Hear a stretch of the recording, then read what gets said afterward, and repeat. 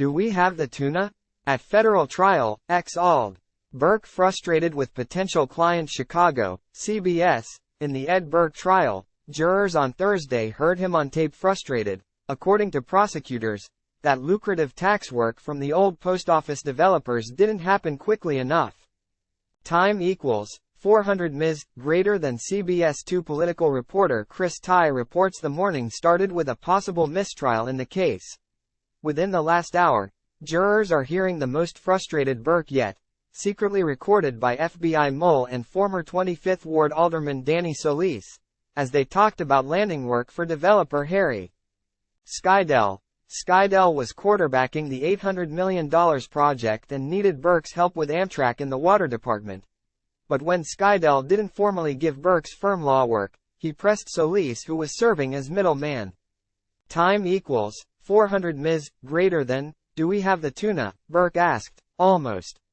Solis said. ID him, we aren't very motivated.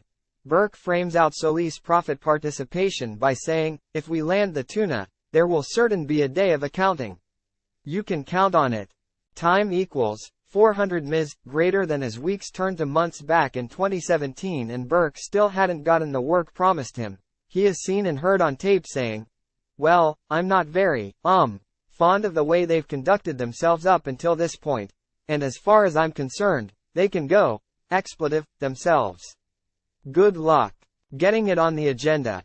The agenda he's talking about is the Finance Committee, of which Burke was the chairman, and whose purse strings controlled tax help the old post office developers wanted.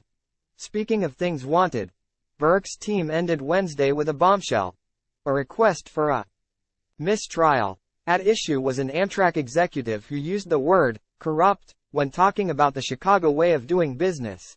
He was told by prosecutors not to use that word, but used it anyway. The judge said it's not grounds for a mistrial, but she told the jury to disregard it. And she admonished the witness who hadn't yet been cross-examined.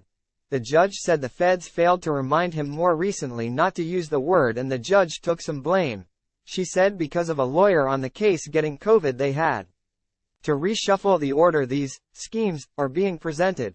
That forced prosecutors to move around witnesses and in this case not properly reminding them of words they cannot use.